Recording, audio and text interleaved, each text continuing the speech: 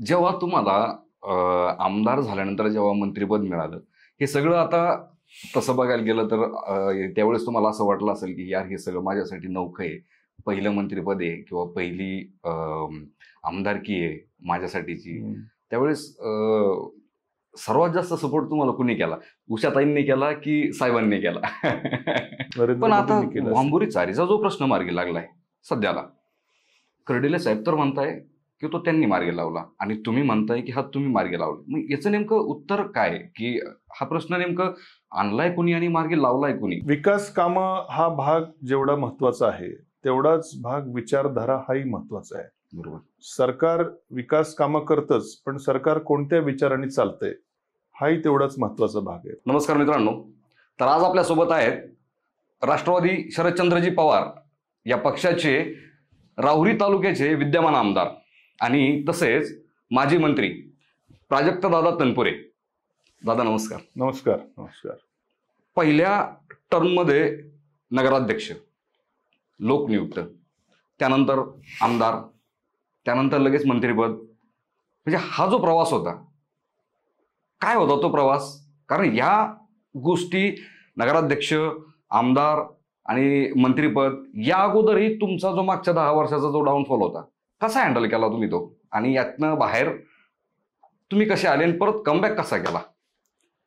दोन विषय आहेत, मागच्या 10 वर्षाचा डाऊनफॉल आणि नंतर हे मिळालेली पदं. तर नगराध्यक्ष झालो त्याच्या आधी मी कुठलं पद भूषवलेलं नव्हतं आणि एक नवीन जबाबदारी होती, नवीन सगळी आव्हानं होती आणि जसजसं काम पुढे येत गेलं, शिकत गेलो आणि मला काय अवघड वाटलं नाही. आमदार झाल्यावरही आणखीन वेगळे आव्हानात्मक विषय होते. तर पण मात्र जसं जसं माहिती घेत गेलो, त्याच्यात पुढं घेत गेलो, तिथेही काय म्हणजे पुढं जात राहिलो, काय अडचण खूपशी आली नाही. मंत्री झालो त्यावेळेस मला वाटलं की आता या विधान भवनात आपण पहिल्यांदाच आलोय आणि डोक्यात होतं की आपण प्रश्न विचारायचे सरकारला, पण सुरुवातीलाच प्रश्नांची उत्तरं द्यायची जबाबदारी आली. पण तिथेही एकदा करत गेल्यावर, शिकत गेल्यावर खूपशी काही अडचण नाही. पण जे काही जनतेच्या आशीर्वादामुळे जी पदं मला मिळाली, जनतेने तो विश्वास माझ्यावरती टाकला. राहुरी शहरातील असेल, राहुरी तालुक्यातील, नगर पाथर्डी तालुक्यातील जनतेने तो विश्वास टाकला आणि त्यानंतर आदरणीय पवार साहेबांनी मंत्री म्हणून तो विश्वास टाकला. तर या विश्वासाला कुठं तडा जाणार नाही आणि कायम प्रत्येक क्षणामध्ये आपलं जे पाऊल आपण काम करतोय ते करताना आपल्या ज्या जनतेने ज्या विश्वासाने आपल्याला इथं पाठवलंय त्यांच्याशी कुठं त्यांच्या विचाराशी प्रतारणा होणार नाही, त्यांच्याशी कुठं गद्दारी होणार नाही.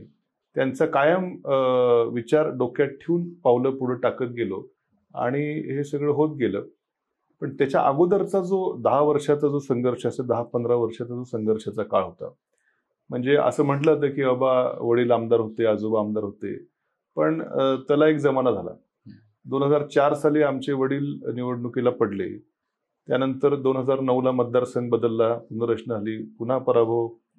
14लाही आम्हाला यश आलं नाही. 14 ते 19 हा पिरियड तर असा होता की 3दा पराभव झाला म्हटल्यावरती बऱ्याचदा कार्यकर्ते विखुरले जातात, पण आमच्या बाबतीत तसं झालं नाही. आमच्या कार्यकर्त्यांना मी खरं श्रेय देईल की एकनिष्ठ कार्यकर्ते लाभले, ते अडचणीच्या काळात देखील पाठीमागे राहिले आणि त्यांचं खरं श्रेय हे एवढं 15 वर्ष सत्ता नसताना देखील टिकून राहणं मोठं आव्हान होतं. 14 ते 19 विशेषतः गल्लीपासून दिल्लीपर्यंत भारतीय जनता पक्षाची सत्ता होती, सरकार होतं. बरोबर.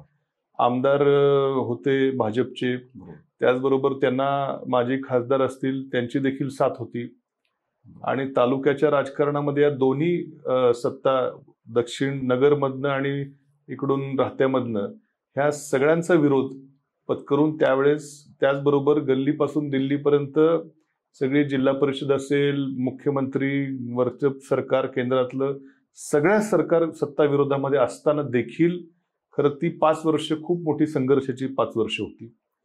मध्ये नंतर मी नगराध्यक्ष आलो, त्याही वेळेस सरकार काही सहकार्य करायचं नाही. नगराध्यक्ष आल्यावरती मुख्य अधिकारी नगरपालिकेचे कसे मला अडचणीत आणणारे आणता येतील, कसा निधी नगरपालिकेला रोखता येईल, कशी कामं होणार नाहीत, याचा पुरेपूर प्रयत्न झाला आणि तो संघर्षाच्या कालावधीमधून जी 5 वर्ष गेली त्यात निश्चितपणे खूप शिकायला मिळालं आणि ह्या 15 वर्षाच्या संघर्षानंतर जेव्हा हे पद मिळालं तेव्हा त्याची किंमत काय असते आणि त्या पदाच्या माध्यमातून किती आपण कामं करू शकतो, किती त्या ताकदीचा आपल्या जनतेकरता वापर करू शकतो, हा क्षणोक्षणी विचार या 15 वर्षाच्या संघर्षामुळे मी कधी ते विसरलो नाही. जेव्हा तुम्हाला आमदार झाल्यानंतर जेव्हा मंत्रिपद मिळालं, हे सगळं आता तसं बघायला गेलं तर त्यावेळेस तुम्हाला असं वाटलं असेल की यार हे सगळं माझ्यासाठी नवखं आहे, पहिलं मंत्रिपद आहे किंवा पहिली आमदारकी आहे माझ्यासाठीची. त्यावेळेस सर्वात जास्त सपोर्ट तुम्हाला कुणी केला? उषाताईंनी केला की साहेबांनी केला? नाही, सगळ्यांचा सपोर्ट होता. प्रत्येक शेवटी माझ्या वडिलांचा विधान भवनातला अनुभव खूप मोठा प्रदीर्घ अनुभव त्यांचा होता. बरोबर. त्यामुळे त्यांचंही कायम मार्गदर्शन असायचं की कशा परिस्थितीमध्ये काय बोललं पाहिजे, कसं बोललं पाहिजे, सभागृहात काय कशा प्रकारे वागलं पाहिजे, हा त्यांचा मोठा प्रदीर्घ अनुभव ते निश्चितपणे. त्याचबरोबर आमचे जे सिनियर मंत्री होते त्यांचंही कशी उत्तर देतात, उत्तर देताना काय नेमकं कसं काय बोलायचं, काय राखून ठेवायचं, ह्याही काही टेक्निक्स असतात, त्यातनंही शिकायला मिळालं. पहिल्यांदा जेव्हा मी सभागृहामध्ये उत्तर द्यायला उभं राहिलो माझ्यासाठी सगळं नवीन होतं. सभागृहातच जाणं मुळात नवीन होतं आणि दिग्गज 5-5, 6-6 टर्मचे आमदार, माजी मुख्यमंत्री, माजी विरोधी पक्ष, त्याचे दिग्गज सगळे समोर आपल्याला प्रश्न विचारायला बसले असताना आपण अगदी नवखं. बरं, खातेही माझ्याकडे एवढे महत्वाचे होते की नगर विकास खात्यामध्ये सगळे मुंबईचे आमदार त्यावेळेस तुटून पडायचे. सगळे हुशार 5-4, 4-4, 5-5 टर्मचे आमदार आहेत. तगडा अनुभव असतो आणि हो, तगडा अनुभव असलेले. पण मात्र माझं सुदैव म्हणा, मला मिळालेलं मार्गदर्शन म्हणा, मी कधी कुठल्या प्रश्नाच्या उत्तर देताना कधी चुकलो नाही आणि 2.5 वर्ष मात्र प्रत्येक प्रश्नाला योग्य उत्तर द्यायचा प्रयत्न केला. खूपसं काय कुठं तिथं अपयश आलं नाही. पण ह्या सगळ्या आमच्या पक्षातले सगळे आमचे मार्गदर्शक असतील, सिनियर आमचे मंत्री असतील, आदरणीय जयंत पाटील साहेब असतील, त्यावेळेस आता आज काही लोक आमच्याबरोबर नाहीच समजा काय, अनिल देशमुख साहेब असतील, बाळासाहेब पाटील मंत्री महोदय, राजेश टोपे साहेब, जितेंद्र आव्हाड साहेब आणि अजूनही जे आमच्याबरोबर नव्हते पण त्या काळात आमच्याबरोबर होते, अशा सगळ्यांकडून त्यावेळेस शिकायला मिळालं आणि एक निश्चित मोठा आदर त्यांचा सर्वांचा होता. आता ह्या 5 वर्षाच्या मागच्या कार्यकाळामध्ये अशी कोणती विकास कामं आहेत की तुम्ही त्या विकास कामांच्या जीवावरती पुन्हा आमदार होण्याचं तुम्ही स्वप्न बघताय? असे काय काय विकास कामं केले गेलेत तुमच्याकडनं? म्हणजे माझ्या मतदारसंघाचं बोलतोय ना? तुमच्या मतदारसंघामध्ये जेव्हा तुम्ही आमदार असताना ह्या मागच्या 5 वर्षाच्या कार्यकाळामध्ये माझ्या मतदारसंघामध्ये पाण्याचा विषय हा सर्वात जास्त महत्वाचा आणि सेन्सिटिव्ह विषय असतो. माझा मतदारसंघ असा भौगोलिक दृष्ट्या असा आहे की बागायती ऊसाच्या सारखं पीक घेणारा भाग आहे, जो बागायती पट्टा आहे. काही पाथर्डी तालुक्यातला दुष्काळी भाग आहे, मराठवाड्याशी साधर्म्य सांगणारा भाग आहे. काही नगर शहरालगतचा भाग आहे जिथं शहरीकरणाशी शेतीचा विषय पण नाहीये. असा सगळा विविधांगी नटलेला भाग आहे, जो शेतीशी निगडीत भाग आहे. मग तो बागायती असो किंवा जिरायती असो, तिथल्या पाण्याचा विषय हा कायम तिथं प्रयत्नशील आमदाराला राहावं लागतं. आणि मला एक समाधान याच गोष्टीचं आहे की ठीक आहे, आपण प्रयत्न करतो, प्रत्येक वेळेस आपण यशस्वी होतो असं नाही, पण अत्यंत धडपडीने नियोजनबद्ध प्रयत्न केल्यामुळे पाथर्डीसारख्या दुष्काळी भागाला देखील त्या वांबोरी चारी म्हणून एक प्रकल्प आहे, त्याचं पाणी बऱ्यापैकी पाणी म्हणजे अजून खरं मला अजून पोचवायचं होतं, पण बऱ्यापैकी मागच्या 10 वर्षाच्या तुलनेमध्ये जास्त पाणी आपण पोचवू शकलो पाथर्डी तालुक्याच्या दुष्काळी भागामध्ये. तिथं माझ्याबद्दल माजी आमदारांनी अपप्रचार असा करायचे की राहुरीचा आमदार झाला तुम्हाला त्या ठिकाणी पाणी आणणार नाहीत, पण मात्र त्यांच्या 10 वर्षामध्ये जेवढं पाणी वांबोरी चारीला त्यांनी सोडलं त्याच्यापेक्षा जास्त पाणी मी 2.5 वर्षामध्ये सोडायचं काम केलं.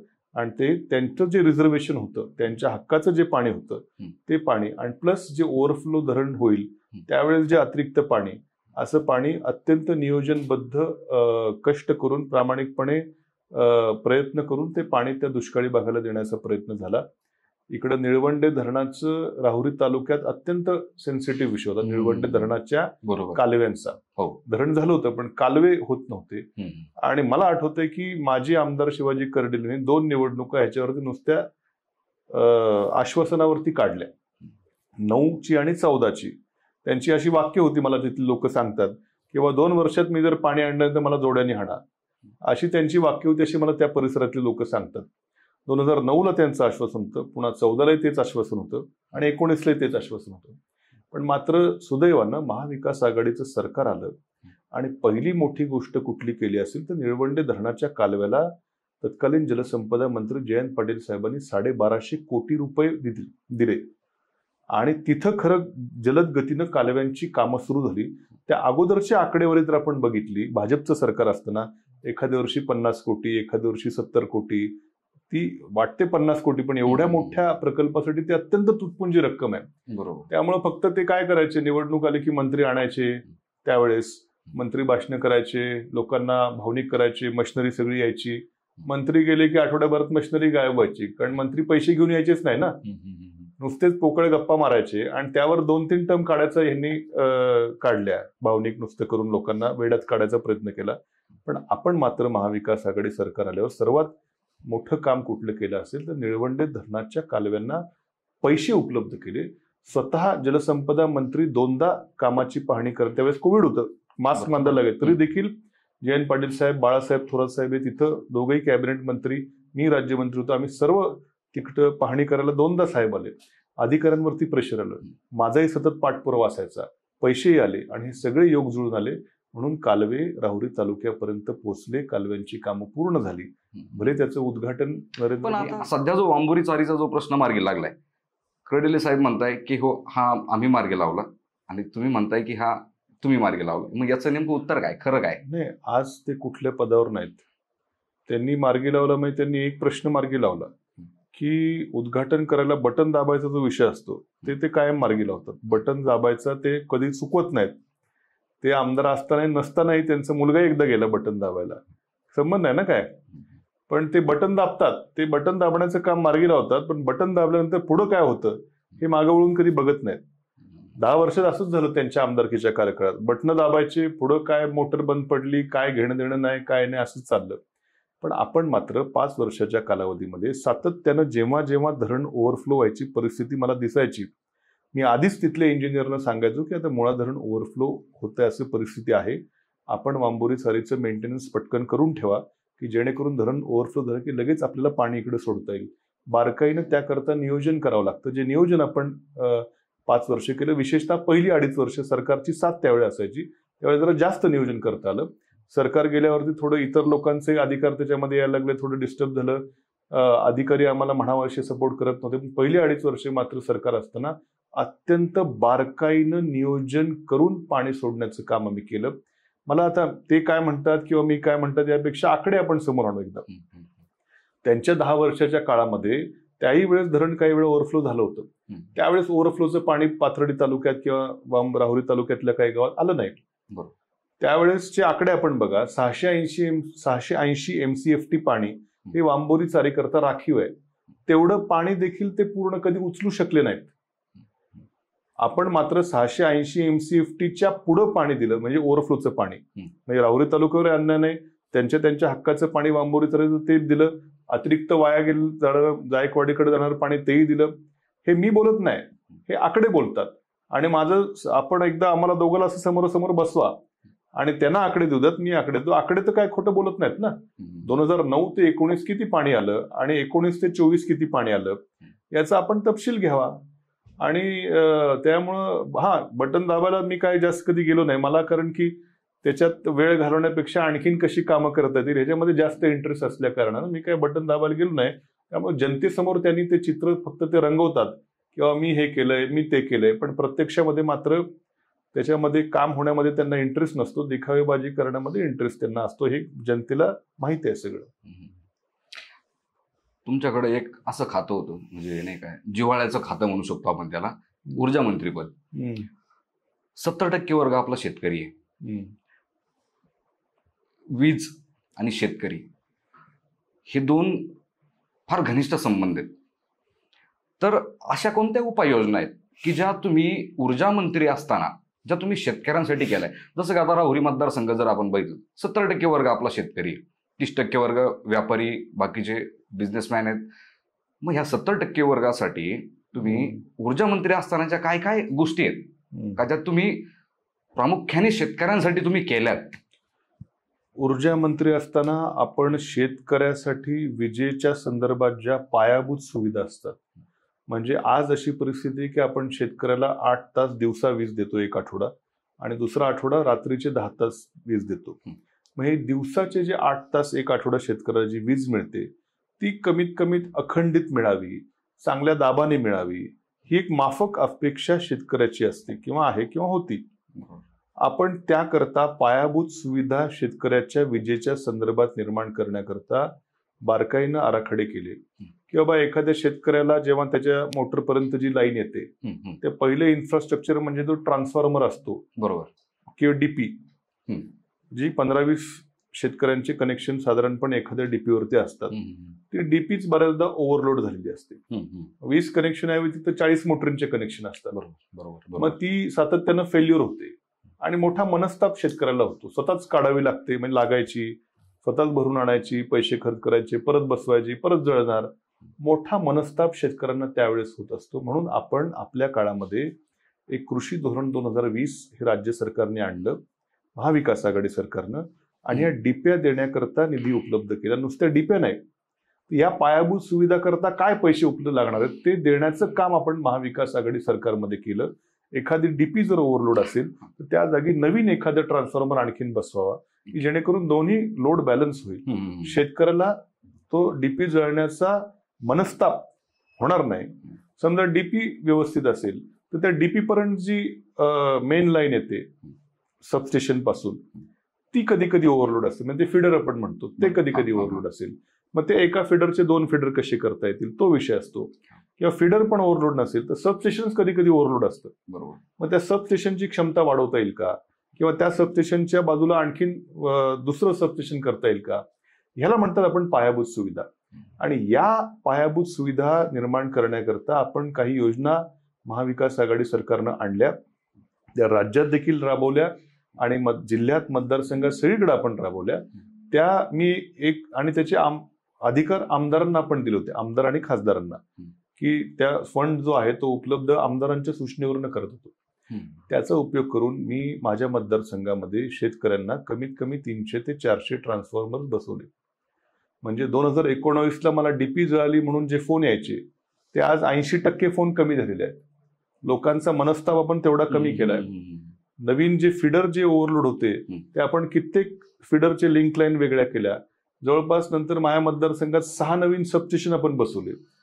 कित्येक सबस्टेशनची क्षमता वाढ केली.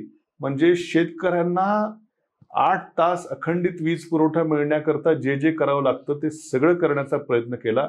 थोडं आणखीन 1.5 वर्ष सरकारचे जर मिळाले असते तर आज म्हणजे एकही ट्रान्सफॉर्मर मतदारसंघात असं ओव्हरलोड दिसला नसता. पण दुर्दैवानं सरकार गेलं. आणि त्याचबरोबर दुसरा एक विषय की शेतकऱ्यांना दिवसा वीज देण्याकरता मुख्यमंत्री सौर कृषी वाहिनी योजना आमच्या अगोदरच्या सरकारची होती. आम्ही त्यात बदल केले आणि एखाद्या सबस्टेशनच्या बाजूला शासकीय जमीन असेल तिथे सौर ऊर्जा प्रकल्प राबवायची ती योजना होती. आम्ही शासकीय ऐवजी खाजगी जमीन देखील इन्क्लूड त्याच्यामध्ये केली, की जेणेकरून त्या सबस्टेशनच्या बाजूच्या शेतकऱ्यांना तो सौर ऊर्जा प्रकल्प निर्माण झाल्यानंतर त्यांना दिवसा वीज मिळेल. असे देखील 4 प्रकल्प मतदारसंघामध्ये मी सुरू केले. दुर्दैवानं सरकार जाता फक्त एकच चालू झाला, बाकीचे नंतर जे रखडले या सरकारच्यामुळं ते तसेच रखडले. त्यातलं एक आता परत आत्ताशी पूर्ण होतोय. म्हणजे भरीव विकास कामं, ज्या जनतेने माझ्यावरती विश्वास टाकला, ज्या जनतेने एक तरुण आहे, सुशिक्षित आहे, हे गुण बघून जे तिथं मला पाठवलं, तर मिळालेल्या सत्तेचा उपयोग या मतदारसंघातल्या शेतकऱ्याच्या, मला जे खातं मिळालं त्याचा उपयोग राज्यात तर केलाच, पण मतदारसंघामध्ये देखील शेतकऱ्यांच्या पायाभूत सुविधा व्यवस्थित करण्याकरता आपण खूप प्रामाणिकपणे आणि खूप नेटानं नियोजनबद्ध आपण केलं. दुर्दैव फक्त की सरकार लवकर गेलं. वैयक्तिक राहुरी शहराच्या स्वच्छतेसाठी काही उपाययोजना केलेली आहे का तुम्ही? राहुरी शहर हा माझा अत्यंत जिव्हाळ्याचा विषय आहे. म्हणजे ज्या गावामध्ये आपण लहानचं मोठं झालो, ज्या एक भावनिक नातं, शेवटी आपण जन्मभूमी जिथं आपण लहानचं मोठं झालो, शेवटी ज्या सराउंडिंग मध्ये आपण वाढलो, खेळलो, राहिलो, शाळेला गेलो, बागडलो, काय त्या शहराशी किंवा त्या गावाशी शेवटी वेगळंच नातं असतं, एक भावनिक नातं असतं. जी लोक लहानपणापासून ज्यांच्याकडे बघत मोठं झालो, जे सवंगडे असतील, सर्वांचं एक शेवटी आपलं गाव शेवटी किती म्हटलं तरी एक वेगळंच नातं माणसाच्या मनामध्ये असतं. बरोबर.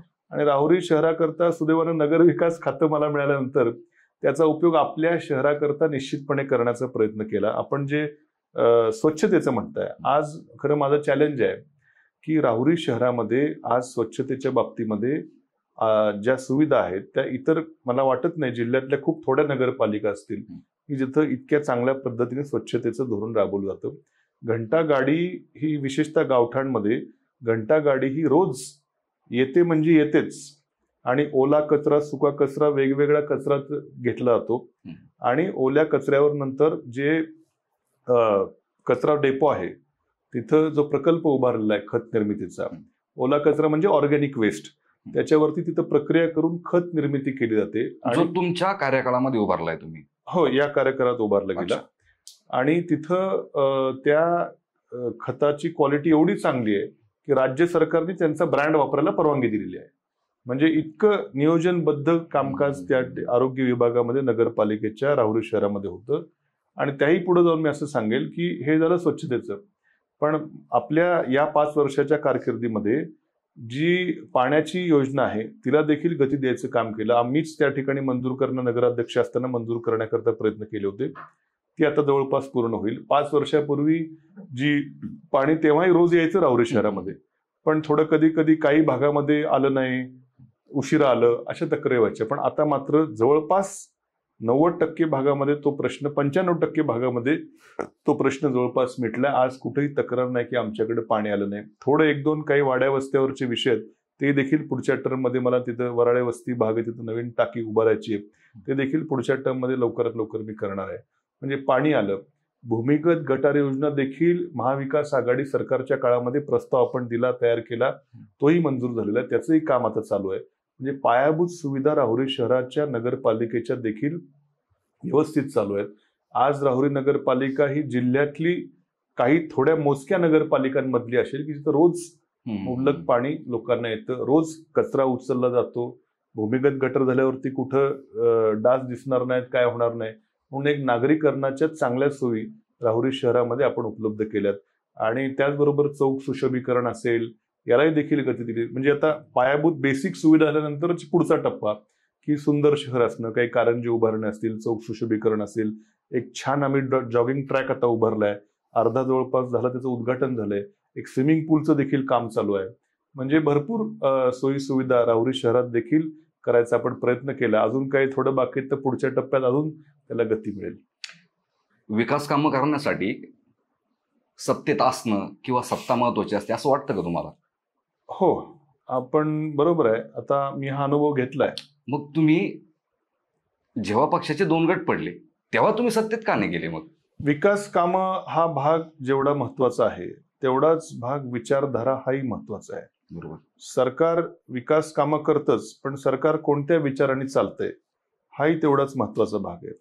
मी आदरणीय शरद पवार साहेबांच्या पक्षामध्ये काम करतो आणि त्यांच्या पक्षाची विचारधारा घेऊन मी लोकांसमोर गेलो. त्यावर मला लोकांनी मतं दिली, निवडून दिलं. विशेषतः शेतकरी वर्ग हा मतदारसंघात मोठ्या प्रमाणावरती आहे आणि विशेषतः शेतकरी वर्गाचा विश्वास हा आदरणीय पवार साहेबांवरती आहे. आणि निश्चितपणे महाविकास आघाडी सरकारनं सत्तेमध्ये आल्या आल्या कर्जमाफी राबवली आणि ती कर्जमाफी राबवताना अशा जाचक अटी जे की भाजप टाकतं कायम, हे फॉर्म भरा, तो फॉर्म भरा, बायकोला घेऊन या, अमुकच करा, असं न टाकता सुटसुटीत कर्जमाफी महाविकास आघाडी सरकारनं शेतकऱ्यांना दिली. आणि म्हणून मी मगाशी सांगितलं, विजेच्या पायाभूत सुविधा निर्माण करण्याची फॅसिलिटी आम्ही आणली. दुधाचे दर महाविकास आघाडी सरकारमध्ये देखील एकदा पडण्याची परिस्थिती आली होती. त्यावेळेस राज्य सरकारनं मार्केटमधनं दूध खरेदी केलं आणि भाव पडू दिले नाहीत. शेतकऱ्यांना आम्ही असं रात्रभर जागून ऑनलाईन फॉर्म भरायला लावले नाहीत आम्ही. त्यावेळेस राज्य सरकारनं दुधाची खरेदी केली. म्हणजे एक शेतकऱ्यांचा भरोसा आदरणीय पवार साहेबांवरती आहे. विकास कामं होत असतात, शेवटी आलेल्या संधीचा कोण किती फायदा करतो त्याचा विषय. कधी कधी सत्तेत असूनही काही लोक विकास कामं करू शकत नाही. 14 ते 19 शिवाजी कर्डिल हे आमदार होते, भाजपचे आमदार होते, भाजपची सत्ता होती. पण राहुरी तालुक्यामध्ये काही सभामंडपात थोडेसे निवडक काही रस्ते करण्याशिवाय भरीव कामं ह्या डिपेनच्या इन्फ्रास्ट्रक्चर सबस्टेशन काही कामं झाली नाहीत किंवा जलसंवर्धनाची अशी कामं झाली नाहीत. शेवटी सत्तेचा उपयोग विकासाकरता करणं आहेच, पण विचारधारा आपली कुठली आहे, ज्या ग्रामीण भागातल्या शेतकऱ्यांची विचारधारा जी पवार साहेबांवरती त्यांचा विश्वास आहे आणि त्या पक्षात मी आहे, आणि म्हणून सत्ता गेल्यानंतर लगेच विचारधारा बदलणं हे माझ्या मनाला कुठेतरी पटलं नाही. ज्या पवार साहेबांनी मला पहिल्याच टर्ममध्ये माझं शिक्षण बघून असेल किंवा काय बघून असेल मला मंत्रिपदाची संधी दिली, त्या पवार साहेबांना मी लगेच त्यांच्या अडचणीच्या काळामध्ये सगळे आमदार सोडून गेले असताना, त्यांचं वय एवढं असताना मी सोडून जाणं माझ्या बुद्धीला माझ्या मनाला कुठेतरी पटलं नाही. आणि म्हणून मी आहे शिक सत्ता येत राहते जात असते. आता पुढं 2.5 वर्ष गेली पण पुढची 5 वर्ष आमचीच आहेत. अच्छा, म्हणजे तुम्ही पद आणि प्रतिष्ठेपेक्षा तुम्ही एकनिष्ठतेला तुम्ही जास्त महत्व देताय. निश्चित आपल्या विचारांच्या एकनिष्ठतेला. अच्छा, सध्या काही लोक असं म्हणताय की विद्यमान सरकारने लाडकी बहीण योजना जी आणली तिचा चांगला बेनिफिट होतोय आणि त्याचा महिलांना त्याचा फायदा होतोय, पण प्रत्येक नाण्याला 2 बाजू असतात. एक बाजूमध्ये असं बोललं जातंय की लाडक्या बहीण योजनेचा फायदा होतोय, त्याचा बेनिफिट गरिबांना होतोय, आणि दुसऱ्या बाजूला असं बोललं जातंय की लाडक्या बहीण योजनेचा सगळ्यात जास्त फायदा हा 10 एकर 50 एकर 100 एकर 500 एकर वाल्यांनी घेतलाय, जो ज्या लोकांपर्यंत ती जायला पाहिजे ती गेली नाही. तुमचा पॉइंट ऑफ व्ह्यू काय याच्यावरती? तुम्ही 2-3 याच्यावरती मुद्दे आहेत. तुम्ही जे एक सांगितलं की बा मोठ्या मोठ्या शेतकऱ्यांपर्यंत जिथं गरज नाही अशी योजना गेली. खरं योजना जर राबवायची असेल तर ती लोकांच्या मदतीकरता राबवायची पाहिजे. माझा स्पष्ट आरोप आहे की यांनी स्वतःची लाडकी खुर्ची वाचवण्याकरता योजना घाई गडबडीत आणली. योजना आणावी ना, पण थोडी विचार करून. तुम्ही जसं म्हटलं की मोठ्या लोकांना फायदा झाला, शेवटी हे पैसे तुमच्या माझ्या खिशातले टॅक्सचे पैसे आहेत. याचा उपयोग ज्या गोरगरीब महिलांना झाला तर कोणालाही अडचण नाही, पण ज्यांना गरज नाही अशाही काही लोकांनी फॉर्म भरले, यांनी चेकच केले नाहीत. ह्यांनी वेळ नव्हता, फक्त निवडणूक काढून घ्यायची म्हणून ज्याचा फॉर्म येईल प्रत्येकाला लाभ दिला आणि सांगितलं आम्ही नंतर चेक करणार. म्हणजे हे राज्याच्या पैशाचा अपव्यय आहे. ज्या गोरगरीब गरजू महिला असतील त्यांना पैसे गेले तर आमचं काही दुमत नाही. टॅक्स पेअरचे पैसे गोरगरीबाला गरजूला गेले तर कोणाचं म्हणणं नाही, पण टॅक्स पेअरचे पैसे तुम्ही जर तुमचे लाडकी खुर्ची वाचवण्याकरता कुणालाही देत सुटलात, ज्याला गरज नाही अशालाही देत सुटलात, तर हा महाराष्ट्रातल्या प्रत्येक टॅक्स भरणाऱ्या नागरिकाचा हा कुठेतरी एक विश्वासघात आहे. सत्तेकरता राबवलेली योजना म्हणून ती लोक बघतात याच्याकडं. दुसरा मुद्दा मला असं म्हणायचं आहे की ही योजना ह्यांना खरंच आमच्या बहिणींच्या लाडक्या म्हणण्याची यांना एवढी जर कळवळ होता तर सत्तेत आल्यानंतर का नाही चालू केली? 2 वर्ष का नाही चालू केली? निवडणुकीच्या तोंडावरती कुठं निवडणूक आली, 3-4 महिन्याचं पिरियडमध्ये योजना चालू केली आणि आता बंद केली. निवडणूक लागली आणि योजना बंद केली ना. सांगतात की आचारसंहिता आहे, अमुक आहे तमुक आहे. आचारसंहितेचा आणि सरकारी योजनेचा काय संबंध आहे? काय सरकारची योजना? मग बऱ्याच सरकारच्या अशा योजना आहेत ना की डोल मिळतात, संजय गांधी निराधार योजना आहे, तिथेही आपण गरजूंना पैसे देतो. ते तर निवडणूक आयोगाने बंद केली ती योजना. अरे पण तुम्ही हे मांडा ना बाजू. मग निवडणूक आयोगाने मग डोल का नाही बंद केले? जे संजय गांधी निराधार योजना ती का नाही बंद केली? श्रावण बाळ योजना का नाही बंद केली? आणखीन कितीतरी योजना आहेत. बाल संगोपन योजना आहे ती का नाही बंद केली? आणि हे लाडका भाऊ योजना आहे ती का नाही बंद केली? यांच्याकडं वस्तुस्थिती माझं मत असं आहे, यांच्याकडं हे पैसे नाहीत. यांना माहित होतं हे आपल्याला पैसे देता येणार नाहीत. काहीतरी करून कुठून तरी दुसऱ्या सगळ्या इतर खात्याचे पैसे वळवून इथं दिले आणि आता बंद करून टाकलेले आहे. त्यामुळे आमच्या लाडक्या बहिणींचा हा विश्वासघात आहे. निवडणुकीच्या तोंडावर फक्त गाजर दाखवलं, काही हप्ते दिले आणि योजना बंद केली. आचारसंहिता निवडणूक आयोगाकडे भांडा ना तुम्ही. निवडणूक आयोगाकडे निवडणूक यांचे कुठलेच निकाल यांच्या विरोधात जात नाही. निवडणूक आयोगाकडे यांना चिन्ह मिळालं निवडणूक आयोग. आमचं तर म्हणणं होतं की धनुष्यबाण चिन्ह उद्धव ठाकरेंना मिळालं पाहिलं होतं, पण हे निवडणूक आयोगाकडे बाजू मांडायला हे एवढे चांगले आहेत की यांनी धनुष्यबाण यांना मिळालं, घड्याळ यांना मिळालं. ही बाजू का मांडली नाही तुम्ही निवडणूक आयोगाकडे? इथं मात्र बरोबर तुम्ही हेत. बाकी निवडणूक आयोगाकडे तुमचे सगळे निर्णय तुमच्या बाजूला लागतात. इथं मात्र ह्यांना पैसे द्यायचे नाहीत, ह्यांच्याकडे मुळात पैसे नाहीत. ही दुसरा माझा आक्षेप. आणि तिसरा माझा आक्षेप आहे की भाववाढ किती केली. म्हणजे एका हाताने तुम्ही घेताय आणि एका हाताने घ्यायचं आणि दुसऱ्या हाताने द्यायचं. म्हणजे दिवाळी करता फराळा करता ज्या ज्या वस्तू लागतात त्या सगळ्यांचे भाव एवढे वाढवून ठेवलेले आहेत की ते 1500 रुपये बिचाऱ्या बहिणींना दिले, त्याच्यापेक्षा जास्त रक्कम यांची भाववाढीमुळे खर्च व्हायला लागली ना आमच्या बहिणींची. म्हणजे या अशा तिहेरी टप्प्यामध्ये या भाजपच्या सरकारनं आमच्या बहिणींचा विश्वासघात केलेला आहे. बहिणींचं जाऊ द्या, आमची लाडकी भाऊ म्हणून जी योजना होती, मुख्यमंत्री युवा काय प्रशिक्षण म्हणून योजना आहे, माझ्याकडे आत्ता काही मुलांचे मला फोन आले, आता तुमच्याकडे इंटरव्ह्यूला याच्या अगोदरच, की जी ह्या मुख्यमंत्री युवा कार्य प्रशिक्षण योजना किंवा ज्याला लाडकी भाऊ म्हणून जी योजना प्रसिद्ध आहे, त्यांचे पगारच झाले ना अजून. 2-2, 3-3 महिने झाले आमचे बिचारे लाडके भाऊ राबतायत, पगारच नाहीत त्यांचे अजून. आता मी निवेदन घेऊन तहसीलदारांकडे जाणार आहे. म्हणजे तुमच्याकडे पैसेच नाहीत, हे फक्त लोकांना विश्वासघात तुम्ही भावांचा बहिणींचा करताय. बिचारे आमचे लाडके भाऊ पंचायत समितीमध्ये, ग्रामपंचायतमध्ये, नगरपालिकेमध्ये, बँकांमध्ये राबतायत. काही जुलै महिन्यापासून बहुतेक, पण ऑगस्ट तर नक्कीच आहे. बरोबर. अजून आता ऑगस्ट महिना संपला, सप्टेंबर संपायला लागला, त्यांचे पगार नाहीत. म्हणजे नुसतंच तुम्ही आमच्या युवकांना त्या ठिकाणी वेड्यात काढण्याचा धंदा लावलाय. पगार वेळच्यावर त्यांचे व्हायला पाहिजे ना. जर सरकारचीच जर प्रशिक्षण योजना, जर त्याचेच पैसे मिळत नाहीत, तर बाकी ठिकाणी काय उजेड पाडणार आहे सरकार. म्हणून ह्या सगळ्या निवडणुकीच्या तोंडावरती आपल्या बजेटमध्ये किती पैसे आहेत, आपल्या तिजोरीमध्ये काय अवस्था आहे, याची काहीही न बघता फक्त निवडणुकीच्या तोंडावर ते लाडके भाऊ बहीण योजना जारी केल्या आणि आता दोन्ही योजना अडचणीत आणलेल्या आहेत. म्हणजे आमच्या भावांना बहिणींना एवढ्या अपेक्षा दाखवल्या, आज मात्र हे सरकार पूर्ण करू शकत नाही. हे अत्यंत दुर्दैवाची बाब आहे.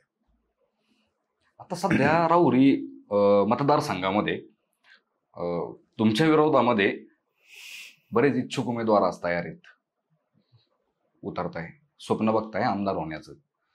त्यांच्याकडे तुम्ही कोणत्या पॉईंट ऑफ व्ह्यू, कोणत्या दृष्टीने तुम्ही बघता त्यांच्याकडे? नाही, लोकशाही आहे, प्रत्येकाला निवडणूक लढवण्याचा अधिकार आहे. बरोबर. मी काय कोणालाही म्हटलं नाही बाबा भरू नको किंवा काय, असं काय विषय नाही. काय शेवटी लोकशाही, ज्याला त्याला लढण्याचा अधिकार आहे, लोकांचं मन जिंकण्याचा अधिकार आहे, लोकांचा विश्वास जिंकण्याचा अधिकार आहे. आणि त्यामुळं कोणी लढूत त्याच्याबद्दल माझं काय म्हणणं नाही. पण मात्र शेवटी जो कोण माझ्या समोर येईल, आता काल परवा तर शिवाजी कर्डिलेंना भाजपची उमेदवारी जाहीर झालेली आहे. त्यामुळं तेच बहुतेक संभाव्य उमेदवार असतील अशी आज तरी परिस्थिती आहे.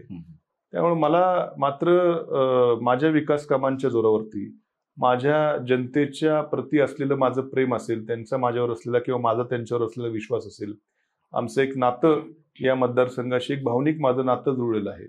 त्यामुळं मला माझ्या मतदारांवरती विश्वास आहे की उद्या चालून कितीही प्रलोभनं समोरून आली, कितीही लक्ष्मी प्रसन्न झाली, काय झाली, तरी देखील शेवटी जे एक विश्वासाचं भावनेचं नातं माझं माझ्या मतदारांबरोबर आहे, माझ्या कार्यकर्त्यांबरोबर आहे.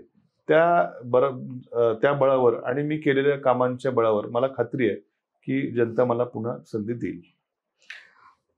नवीन विजन काय आहे तुमच्या डोक्यामध्ये पुन्हा एकदा आमदार झाल्यानंतर, की हे कामांची हे प्लॅनिंग्स माझ्या डोक्यामध्ये आहे किंवा मी ह्या ठिकाणी अशी कामं मी करणार आहे? सर्वात पहिले तर माझा लाडका विषय असा आहे की आमच्या शेतकऱ्यांना दिवसा वीज हे मोठं एक विजन माझ्या डोळ्यासमोर आहे की दिवसा वीज आपण शेतकऱ्यांना, काही गावात मी दिली उपलब्ध करून, सत्ता असते तर आणखीन त्याचा जास्त अजून हे केलं असतं.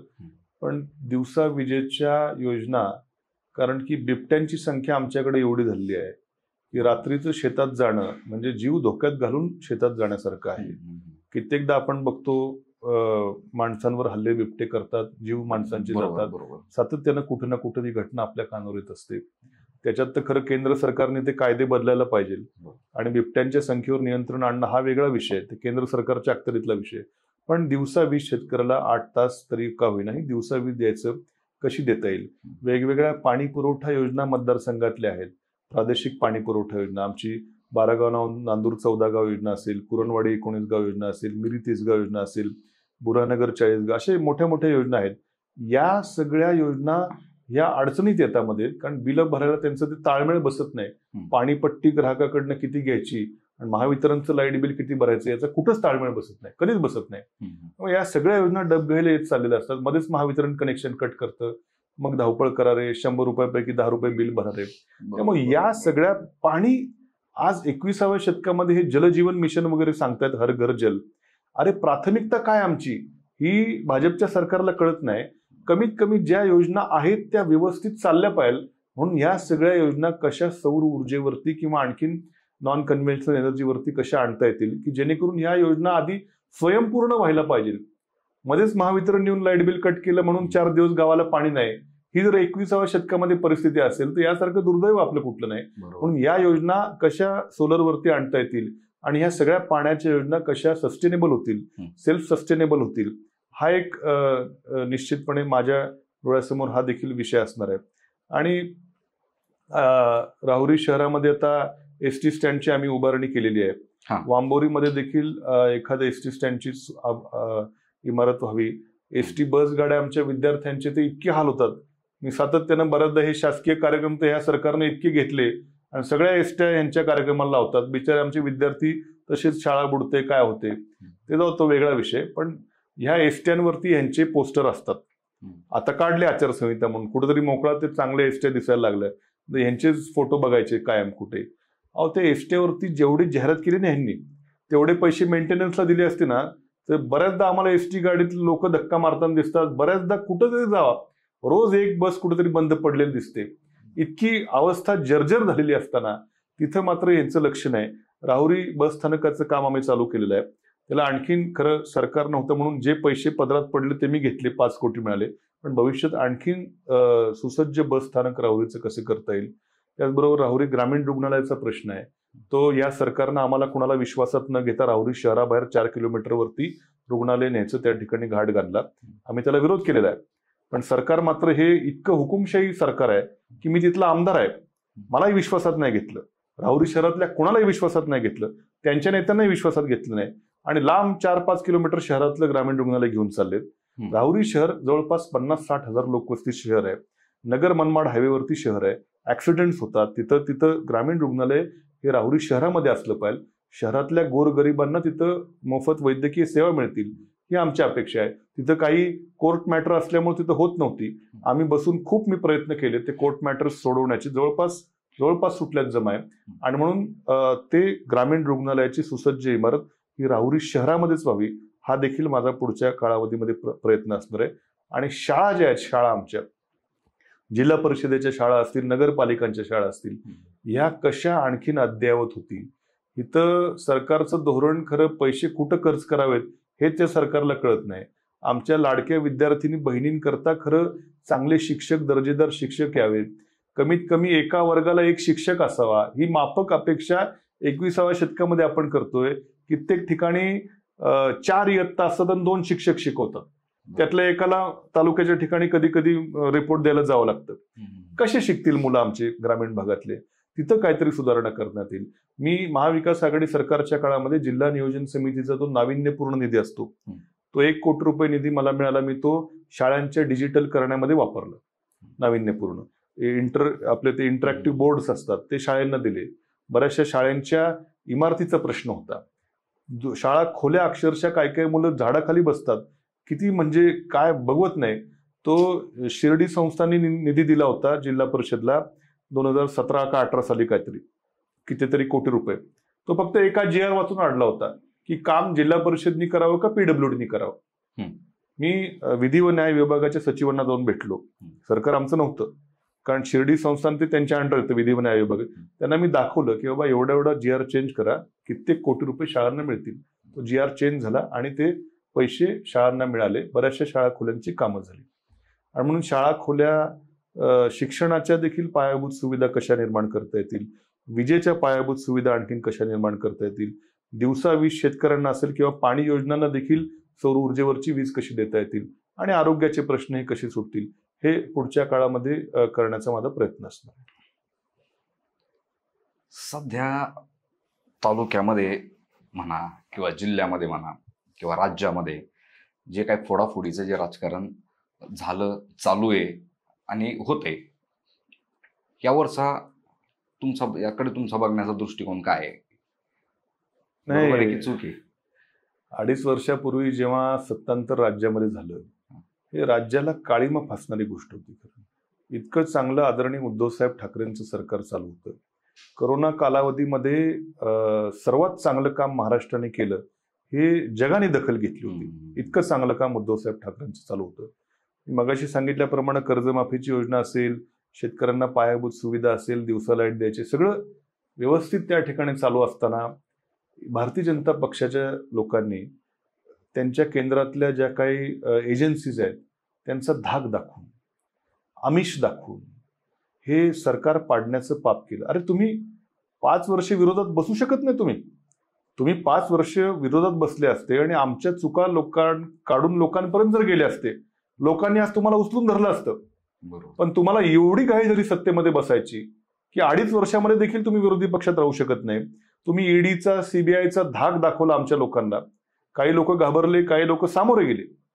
अनिल देशमुख साहेबांचं मी आजही कौतुक करतो की त्यांच्यावरती चुकीचा आरोप झाला 100 कोटी रुपयाचा. आरोप करणारे मात्र आज चांगल्या पदावरती आहेत, ज्यांनी चुकीचे आरोप केले. 100 कोटीचा आरोप केला, चार्जशीट दाखल करताना फक्त 1 कोटीचाच ठेवला आरोप. तोही खोटाच आहे असं माझं मत आहे, सिद्ध होईल ते.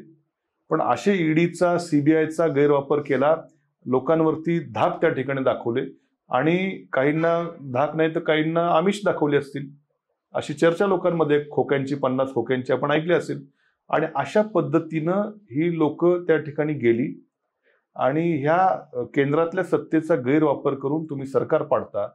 हेच जर भाजपची लोक 5 वर्ष विरोधामध्ये बसली असती, आमच्या काही चुका असतील त्या जर जनतेसमोर नेल्या असत्या, तर मगाशी म्हटल्याप्रमाणे कदाचित जनतेने यांना त्या ठिकाणी न्याय दिला असता. पण इतक्या घाणेरड्या पद्धतीनं या आम्ही तर पहिल्यांदा मी आमदार झालो, आमच्या बरोबरचे कित्येक सहकारी हे पहिल्यांदा विधानसभेमध्ये गेले. आम्ही जे बघितलं अत्यंत खरं किळसवाणा प्रकार आम्ही बघितला की अरे, ज्या छत्रपती शिवाजी महाराजांनी आपल्या स्वराज्याकरता सुरतेची लूट केली. अभिमान आहे आम्हाला की स्वराज्याचं हे करण्याकरता महाराजांनी तिथं आक्रमण केलं आणि त्या सुरतेमध्ये जाऊन तुम्ही शरणागती पत्करता महाराष्ट्राची. म्हणजे किती शोकांतिका आहे. तिथनं तुम्ही गुवाहाटीला जाता, नंतर गोव्याला आल्यावरती जेव्हा सरकार यांचं बनलं त्यावेळेस यांच्या काही आमदारांनी जे डान्स केले ते विकृतपणाचे, त्या ठिकाणी टेबलवरती चढून पाण्याच्या बाटल्या तिथं नाचले. म्हणजे महाराष्ट्रातले आमदार आहेत तुम्ही, अशा मोठ्या पदावरची लोक तुम्ही असे डान्स करता, विकृती करता, म्हणजे इतके तुम्ही सत्ते करता उतावळे आहेत. हे सत्ता म्हणजेच नाही ना. आपण लोकांची कामं करण्याकरता, महाराष्ट्राचं नवीन धोरण घडवण्याकरता आपण त्या ठिकाणी बसलोय, याचा सगळा विचार ह्यांना विसर पडला आणि फक्त सत्ता एके सत्ता. मग ती धाक, दपट, आमिष काय दाखवून त्या ठिकाणी ज्या पद्धतीनं सत्तेमध्ये बदल ह्यांनी केला, महाराष्ट्रातली जनता ही विसरलेली नाहीये. बरं, एकदा केला तर केला, सत्ता आली ना तुमच्याकडे, परत राष्ट्रवादी काँग्रेस फोडायची काय गरज होती? परत काय? ज्या राष्ट्रवादी काँग्रेसला शिव्या घालण्यामध्ये तुमचा जन्म गेला, ज्याच्या बरोबर आम्ही कधी जाणार नाही अशा शब्दात तुम्ही घेतल्या, आणि ज्या अजित पवारांमुळे आम्ही फुटलो असं तुम्ही बोललात, तुम्ही त्यांनाही बरोबर घेता. म्हणजे काहीतरी जनाची ना मनाची लाज काहीतरी ठेवा. तुम्ही काय तोंडाने लोकांपुढे जाणार आहेत? असे म्हणजे सत्तेकरता तुम्ही तुमची सगळी धोरणं, तुम्ही सगळे तुमचे नैतिकता बाजूला ठेवली. ज्या अजित पवारांवरती तुम्ही काय नाही ते आरोप केले, 70,000 कोटीचे सिंचन घोटाळ्याचे आरोप तुम्ही केले, तुम्ही त्यांनाही बरोबर घेता सत्तेकरता. म्हणजे काय, म्हणजे जनतेचं तुम्हाला काय पडलं? तुम्हाला फक्त तुमची लाडकी खुर्ची टिकवण्याकरता तुम्ही या महाराष्ट्राच्या इतिहासाला, पुरोगामी महाराष्ट्राच्या इतिहासाला काळीमा फासण्याचं काम यांनी ह्या 2.5 वर्षामध्ये केलेलं आहे. आणि महाराष्ट्राची सुज्ञ जनता याचा धडा त्यांना दाखवल्याशिवाय राहणार नाही.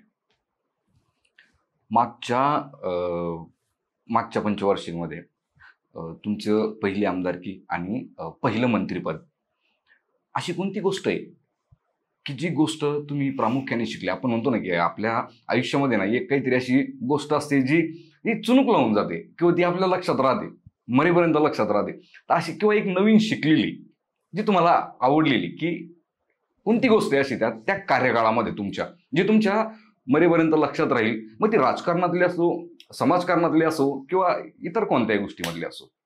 नाही, अशी काय एखादी स्पेसिफिक घटना वगैरे अशी नाही सांगता येणार. पण मात्र प्रशासन कसं चालतं याचा एक अगदी जवळून अगदी वरच्या लेवलला प्रशासन कसं चालतं याचा मात्र अनुभव मात्र मला या 2.5 वर्षाच्या मंत्रिपदाच्या कारकिर्दीमध्ये खूप जवळून घेता आला आणि तो भविष्यात निश्चितपणे उपयोगी पडेल एवढं मात्र मी सांगू शकतो. कारण मी नगराध्यक्ष होण्याच्या अगोदर एकदा आम्ही 2-3 कार्यकर्ते बसले होते, जिल्ह्यातले 2-3 जण जे थोड्या मोठ्या पदावर होते, आणि त्यावेळेस मला काय प्रशासकीय अनुभव काहीच नव्हता. तर ते टेंडरच्या काही 1-2 टर्मिनॉलॉजीज होत्या किंवा टेक्निकल सँक्शन, ऍडमिनिस्ट्रेटिव्ह सँक्शन, प्रशासकीय, हे टर्म मी कधी ऐकले नव्हते, कारण मी काय त्या टेंडर भानगडीत कधी नव्हतो. तर ह्या गोष्टी पण मला माहित नाहीत. हे बघून 1-2 जणांना थोडंसं हसू आलं होतं. म्हणजे इतका मला काहीच अनुभव नव्हता प्रशासनाचा. पण असा अनुभव नसताना देखील आपण तिथं गेलो आणि आज मात्र तो अनुभव माझ्या गाठीशी आहे की वरच्या लेवलला देखील कशा पद्धतीने मंत्रालय स्तरावरचं देखील प्रशासन कसं चालतं, काय कुणाचे अधिकार आहेत, काय कसं आहे, ही सिस्टीम लक्षात निश्चितपणे 2.5 वर्षाच्या मंत्रिमंडळाच्या पदाच्या कारकिर्दीत आली. आणि भविष्यामध्ये पुढं मला संधी मिळाल्यावरती या सिस्टीम चालवण्याचा जो जवळून जो बघितलेला अनुभव आहे, हा निश्चितपणे याचा फायदा पुढच्या कार्यकाळामध्ये आणखीन काम करण्याकरता चांगला होईल, एवढा मात्र निश्चित मी सांगू शकतो. म्हणजे ती सिस्टम मध्ये आल्याशिवाय सिस्टम समजत नाही. हो हो. किंवा कदाचित नुसता आमदार असलो असतो तरी कदाचित नसती कळाली, पण वरून जेव्हा बघितलं तेव्हा आणखी तेवढा प्रदीर्घ अनुभव आला वरच्या लेवलचं कामकाज कसं काय, म्हणजे मंत्री स्तरावरचं, सीएम लेवल किंवा मंत्रालयीन स्तरावरचं जे कामकाज आहे त्याचा अनुभव आल्यामुळं वरती राज्य पातळीवरती निर्णय कसे घेतले जातात, निर्णय प्रक्रिया काय आहे, हे जवळून बघायचा जो अनुभव आहे हा निश्चितपणे कुठेतरी उपयोगी ठरेल असं मला वाटतं. बरोबर. आता एक शेवटचा प्रश्न, जर उद्या तुम्हाला पवार साहेबांनी मंत्रिपदाची जर संधी दिली तर असं कोणतं खातं आहे की जे तुम्ही घ्यायला इच्छुक असाल? आता जर तरच्या गोष्टी आहेत, एवढ्या लवकर लगेच पुढच्या गोष्टी बोलणं हे करणं. मी छोटा प्रामाणिक राष्ट्रवादी काँग्रेसचा कार्यकर्ता आहे. आज माझ्यासमोर जे दिसतंय ते आमदारकीची निवडणूक आहे. बरोबर. तेव्हा आता माझ्यासमोर फक्त मला ते आमदारकी निवडणूक जिंकणं एवढंच दिसतंय. मला त्याच्या पलीकडं आत्ता तरी काय दिसत नाही मला काय. तर आता आपल्या राहुरी मतदारसंघामधले जो कोणी हा पॉडकास्ट बघत असेल त्या मतदारांना तुम्ही काय आवाहन कराल? मी मतदारांना एवढंच सांगेल की मी गेली 5 वर्ष आपण मला जी संधी दिली त्यामध्ये 2.5 वर्ष मी सत्तेत राहिलो, 2.5 वर्ष मी विरोधात राहिलो, पण दोन्ही भूमिकांना माझ्या मतदारांसाठी योग्य न्याय द्यायचा खूप अतोनात प्रयत्न मी केलेला आहे. मी ठीक आहे, काही वेळेस मी चुकलो असेल, सगळ्या अपेक्षा मी मतदारांच्या पूर्ण करू शकलो नसेल, ते कोणी करू शकत नाही. सगळेच काय प्रश्न सोडवले असतील अशातलाही भाग नाही, काही प्रश्न अनुत्तरित असतील. शेवटी सरकारही आमचं नव्हतं, नंतरच्या कार्यकाळात काही मर्यादा देखील होत्या. पण मात्र जे मी काय केले ते अत्यंत मन लावून लोकांसाठी केले. मी बऱ्याचदा जनता दरबार घ्यायचो. माझ्या जनता दरबारमध्ये कोण कुठल्या पक्षाचा आहे, कोण कुठल्या जातीचा आहे, कोण कुठल्या धर्माचा आहे हे मी कधी बघितलं नाही. मी राजकारण हे फक्त निवडणुकीपुरतं करतो. निवडून आल्यानंतर मात्र मी सगळ्यांचाच आमदार असतो. मी सत्ताधाऱ्यांचे आमदार असतो, विरोधकांचे आमदार असतो, मी सगळ्या जाती धर्मातल्या लोकांचा आमदार असतो. मी हे कधीच बघितलं नाही. आणि येणाऱ्या प्रत्येक माणसाला त्याची वेदना आपल्याकडनं कशी सोडवली जाईल ह्याचं एक जे समाधान मनाला मिळतं हे समाधान करून घेऊन मी काम करण्याचा 5 वर्ष प्रयत्न केला. आणि कदाचित मी कुठं कमी पडलो असेल, पण मात्र मी प्रामाणिकपणा कधी सोडला नाही. बऱ्याचदा आपण बघतो की आमदार खासदारांचे काही कार्यकर्ते असतात, हे 2 नंबरच्या व्यवसायामध्ये असतात, अवैध व्यवसायामध्ये असतात. मला अभिमान आहे की आमचे कार्यकर्ते हे प्रामाणिकपणे आपला व्यवसाय करून, शेतकरी आहेत, 1 नंबरचे व्यवसाय करून, कुठं मला बऱ्याचदा खूप कमी फोन मला असे करावे लागतात की ह्याला सोडा, याचं ट्रॅक्टर सोडा, असं कधी आमचे कार्यकर्ते काम घेऊन येत नाहीत. आमचे कार्यकर्ते काम घेऊन किंवा समोरच्याने अन्याय केलाय तेवढं हे करा, चुकीच्या पद्धतीने काय झालंय तेवढं हे करा. त्यामुळं या तालुक्याला, मतदारसंघाला एक चांगलं वळण देखील लावण्याचा माझा प्रयत्न आहे की नको, चुकीची लोक आली तर चुकीच्या पद्धती पडतात, चुकीचे पायंडे पडतात. गुन्हेगारी प्रवृत्तीचे लोक आले तर त्याच प्रकारच्या प्रवृत्तीला मतदारसंघामध्ये चालना मिळते आणि गुन्हेगारी वाढते.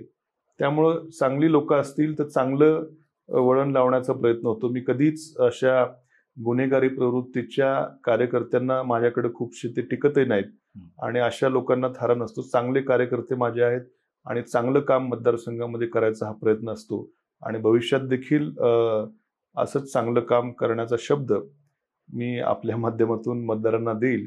पुढची 5 वर्ष मला जर संधी मिळाली तर मगाशी मी सांगितल्याप्रमाणे एक विजन जे आपल्याला मगाशी सांगितलं त्या विजन करता काम करायचा प्रयत्न राहील आणि राहुरी मतदारसंघ हा गुन्हेगारी मुक्त होईल. चांगल्या सर्वसामान्य माणसाला इथं आणखीन स्ताठ मानेनं, स्वाभिमानानं आणि भयमुक्त जगता येईल असा देखील प्रयत्न माझा असेल. तर मित्रांनो, आज आपल्यासोबत होते प्राजक्ता दादा तनपुरे, माजी मंत्री, नगरविकास आणि ऊर्जा खातंही त्यांच्याकडे होतं. त्यांच्या कार्यकाळामध्ये त्यांनी भरपूर सारा विकास राहुरी मतदारसंघामध्ये केला आहे, जसं की आपण त्यांच्या तोंडून आपण संपूर्ण आता ह्या पॉडकास्टमध्ये आपण ऐकलंयच आहे. तर जर तुम्हाला काही प्रश्न असतील तर ते मला कॉमेंट सेक्शनमध्ये कॉमेंट करून मला नक्की कळवा. आणि हो, चॅनलला सबस्क्राईब करायला विसरू नका. धन्यवाद.